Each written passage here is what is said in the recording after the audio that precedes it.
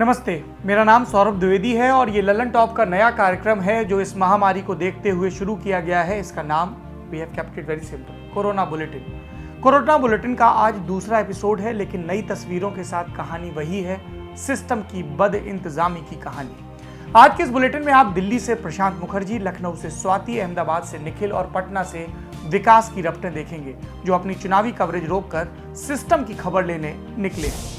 Bulletin की शुरुआत पटना के इस वीडियो से करते हैं। ये वीडियो हमारे संवाददाता विकास ने भेजा है। पहले आप इस वीडियो को देखिए, इसमें अस्पताल की महिला कर्मचारी की बातें सुनिए, फिर आगे की बातें करते हैं। कहाँ ले जा रहे हैं? इमरजेंसी वार्ड में? हाँ, इमरजेंसी वार्ड में। इसी तरीके से लिटार दिए हैं इसको देने, कुछ और है नहीं ना। आप लोगों को बहुत कम किट रेट में काम करना पड़ता है। किट अभी तो ग्लव्स तो दे ही नहीं रही। ग्लव्स नहीं मिला है अभी मांगे हैं, जबरदस्ती तो दी है। तो ये देखिए, बिहार की राजधानी पटना के सबसे बड़े अस्पताल के कर्मचारी हैं और ये कोविड पॉजिटिव केस को लेकर के जा रहे हैं। इनकी सिक्योरिटी में क्या क्या है वो आप देख लीजिए। ग्लव्स है और जो नॉर्मल मास्क है वो है। और ये नीतीश कुमार जी के घर से थोड़ी दूर है, उनके सरकारी आवास से कुछ किलोमीटर दूर ये स्थिति है, देख लीजिए। आपने सुना, महिला कह रही थी कि बड़ी मुश्किल से ग्लव्स मिले हैं। स्ट्रेचर पर कोविड पेशेंट था, लेकिन सिस्टम की लापरवाही देखिए, अस्पताल के कर्मचारी को ही पीपी किट नहीं दी गई। ऐसे में वो खुद कोरोना से कितनी सुरक्षित रह पाएंगे और उनके घर वाले कितना? इस सवाल का जवाब क्या भगवान भरोसे छोड़ दिया जाए? तो फिर सुशासन बाबू नीतीश कुमार के भरोसे क्या छोड़ा जाए? इस वीडियो के दूसरे पहलू पर भी बात जरूरी है। ये वीडियो उनकी पोल खोल रहा है जो बिहार के हुक्मरां हैं। वीडियो पटना के एनएमसीएच से आया है, जो कि नीतीश कुमार के सरकारी आवास से थोड़ा ही दूर है। पटना के एनएमसीएच से आया ये वीडियो एक बानगी है कि वहां अस्पतालों का क्या हाल है और क्यों लोग सिर्फ एक दूसरे की मदद के भरोसे हैं। पटना से विकास की रिपोर्ट की बाकी किश्त आप ललन टॉप की वेबसाइट पर या फिर सोशल मीडिया हैंडल्स पर, यूट्यूब चैनल और फेसबुक पर देख सकते हैं। अब आगे बढ़ते हैं। कोरोना ने गुजरात के विकास मॉडल को भी आईना दिखा दिया। वहां मामले इस कदर बढ़ रहे हैं कि सरकारी अस्पताल से लोग संभाले नहीं संभल रहे। सिस्टम कोलैप्स होता देख मुख्यमंत्री विजय रूपानी ने निजी अस्पतालों को भी कोविड के मरीजों के इलाज की इजाजत दी। लेकिन ये सिस्टम किस तरह से फेल हुआ, सरकार ने कहां कमी की, कौन सा तंत्र गड़बड़ रहा, इसकी तस्वीर भी आप तक पहुंचाना जरूरी है। हमारे रिपोर्टर निखिल और रूहानी अहमदाबाद के सिविल अस्पताल पहुंचे और यहां पहुंचते ही निखिल को उन तमाम सवालों के जवाब मिले जिसका जिक्र हमने कुछ सेकंड पहले किया था। ये रिपोर्ट देखिए। हम गुजरात के सबसे बड़े अस्पताल सिविल हॉस्पिटल अहमदाबाद के बाहर खड़े हुए हैं और पिछले 1-2 घंटे से मैं यहाँ पे टहल रहा हूँ, आसपास के जो स्थिति है उसको जायज़ा ले रहा हूँ, लोगों से थोड़ी थोड़ी बात करने की कोशिश कर रहा हूँ। थोड़ी झिझक भी होती है क्योंकि लोग बड़े परेशान हैं। कुछ लोग अपने पेशेंट्स को एडमिट कराना चाहते हैं। जिन लोगों के सगे संबंधी हैं वो नहीं रहे, वो उनके डिस्चार्ज में या वो बॉडीज़ के डिस्चार्ज में बड़ी मजबूरी है यहाँ आसपास हवा में। एक चीज़ जो चीज़ हम आपको बिना लोगों को कम से कम डिस्टर्ब किए दिखा सकते हैं, वो है यहाँ सिविल हॉस्पिटल अहमदाबाद के बाहर लगी एम्बुलेंस की क्यू। आप यहाँ से जितने दूर तक आपकी नज़र जाती है, जो इस हॉस्पिटल की पूरी चौड़ाई है, कुछ नहीं, कम से कम 100 मीटर ये होगा, वहाँ पे आपको एक के पीछे एक एम्बुलेंस पार्क मिलेंगी और आगे जाएंगे तो आपको डबल पार्क्ड एम्बुलेंस मिलेंगी। हर एम्बुलेंस के पीछे का दरवाज़ा आपको खुला मिलता है, क्योंकि ये सारी एम्बुलेंस वो है जिनमें अभी पेशेंट्स हैं, जो सस्पेक्टेड पेशेंट्स हैं, और इनको यहाँ पे लाया गया है और अभी फ़िलहाल इंतज़ार हो रहा है कि अस्पताल के अंदर जगह बने और जैसी जगह बनेगी वैसे ही एम्बुलेंस फिर आगे जाती है एक पोर्च पे और वहाँ से पेशेंट को अंदर दाखिल किया जाता है अस्पताल के। ये गाड़ी है, ये गाड़ी में ही लेकर के आए हैं। इनसे पूछते हैं, सर आप भी एडमिट कराने के लिए वेट कर रहे हैं? एंट्री लगाने का है मेरा भाई। अच्छा, तो आप अहमदाबाद से ही हैं? हाँ। तो आप अपने पर्सनल व्हीकल में लेके आए, आपने एम्बुलेंस आपको मिली नहीं या इमरजेंसी? एडवांस में अपॉइंटमेंट लेनी पड़ती है, तो अभी मतलब है नहीं। तो आपकी आवाज़ पूरी नहीं आई, एक्चुअली माइक मेरे तरफ था ना। क्या कह रहे थे आप? हाँ, एम्बुलेंस अभी मतलब वो बोल रहे, मैंने कॉल किया था एम्बुलेंस में, लेकिन बोला कि एडवांस में अपॉइंटमेंट लेनी पड़ती है। कितने बजे आपने फ़ोन किया रहेगा? आज दोपहर को किया था, 3 बजे किया था। अच्छा, और अभी कितना बज रहा है? 7 के आसपास हो रहा है अभी? 7 के आसपास बज रहा है। हाँ, तो उन्होंने बोला कि एडवांस में बोलना पड़ता है एक दिन, तो अभी कोई खाली नहीं, तो हम पर्सनल व्हीकल करके लाए अभी। पापा की हेल्थ ठीक नहीं थी। पिताजी हैं? पिताजी है। कुछ क्या बोल रहे हैं वो वहाँ से? हाँ, मैं आपको बाद में बात करता हूँ। अच्छा, वो ये अभी अपनी गाड़ी आगे लेना चाह रहे हैं। तो ये स्थिति है कि एम्बुलेंस, क्योंकि इन्होंने कहा इनको इमरजेंसी थी, उनके फादर पीछे बैठे हुए हैं गाड़ी में, लेकिन उन्हें तुरंत एम्बुलेंस, वो वहीं से गाड़ी निकालेंगे शायद, वो आप इधर हो जाइए, मिली नहीं, इसलिए ये लोग अपनी ही गाड़ी में लेकर के आ गए। और तो ये आप कहाँ से, अहमदाबाद ही रहते हैं सर? अहमदाबाद ईशनपुर। तो ये दादी को कब से प्रॉब्लम है? ये 5 दिन से प्रॉब्लम है। रिपोर्ट करवाया, कोविड पॉजिटिव आया, इन्फेक्शन ज़्यादा है, डी डाइमर 2250 है, इन्फेक्शन लेवल बढ़ गया है, ऑक्सीजन भी कम है थोड़ा। तो आपको फिर आपने भी एम्बुलेंस को फोन किया था? अभी आपको तो 5 टाइम। एम्बुलेंस पे तो भरोसा ही नहीं है, खुद की गाड़ी है, प्राइवेट गाड़ी, खुद की गाड़ी में हम आए हैं। अच्छा, आपने फोन भी नहीं किया था इन लोगों कुछ को? नहीं, क्योंकि मुझे पता है कि मेरे एक दोस्त है, उसके पापा को एडमिट करना था, रात को 11 बजे कॉल किया एडमिट 108 पे, 4 बजे एम्बुलेंस आई, तब तक वो चले गए थे। फायदा क्या रहा? ये एक और फैमिली है मैम। अच्छा, आप ये फोन पे हैं? कुछ नहीं, हम लोग ललन टॉप से हैं, हम लोग यही पूछने आए हैं कि आप लोग कब से वेट कर रहे हैं यहाँ पे? 15-20 मिनट। अच्छा, आप और कहाँ से हैं सर आप लोग?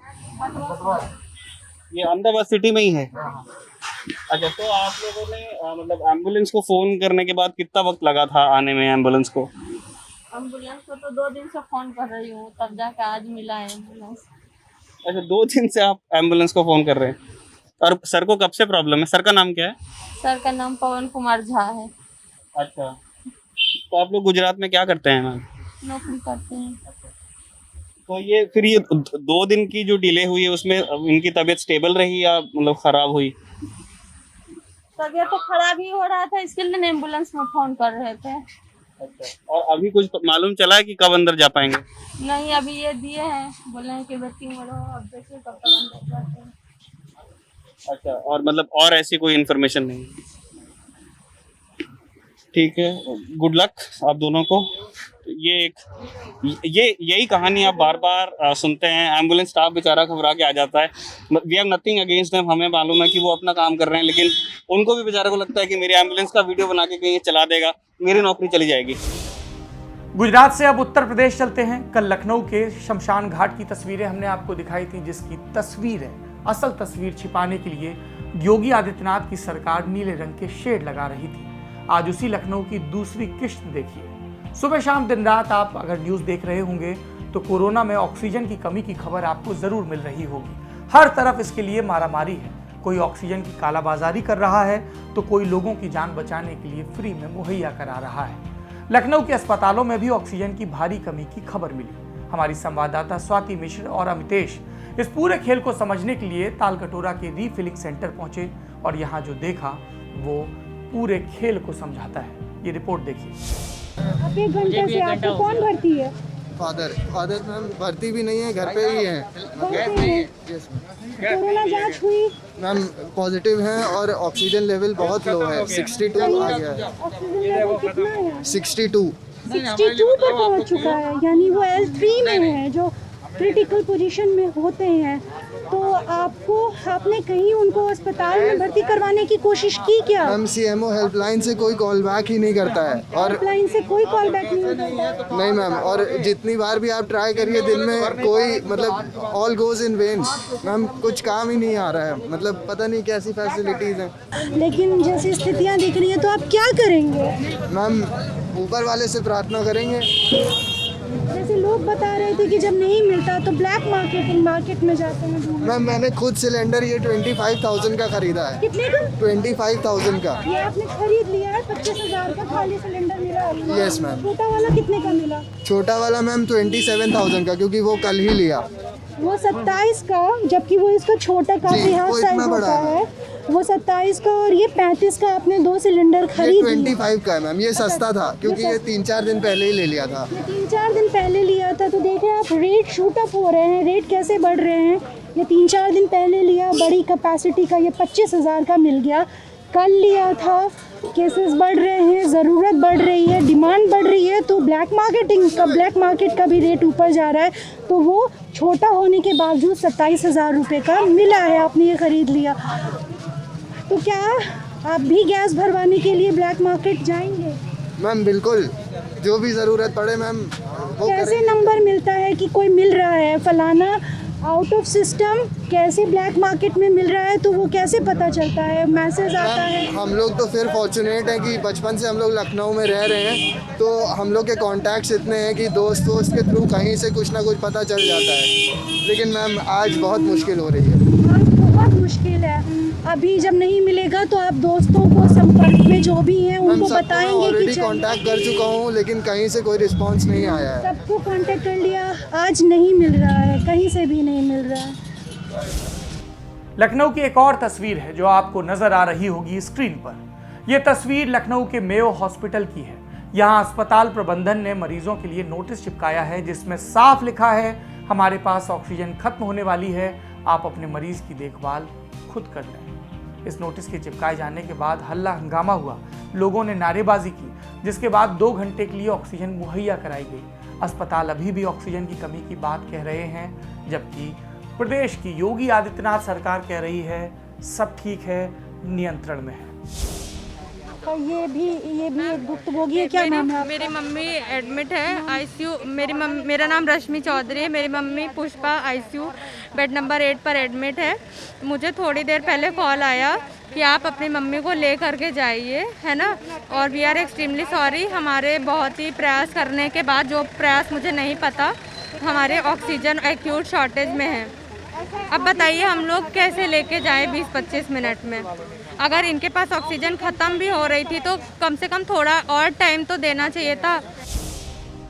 और बात इतनी ही नहीं है, लखनऊ का ही एक इलाका है राजाजीपुरम।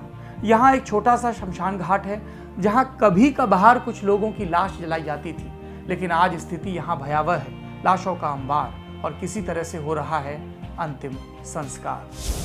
10-15 दिन पहले तक, होली के पहले तक महीने, 2 महीने, 3 महीने में एक अंतिम संस्कार होता था।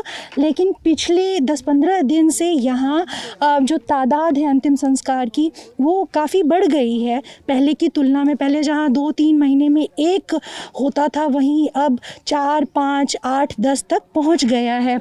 आपका नाम क्या है? सुमित यादव। आपका यहीं के रहने वाले जी। हैं?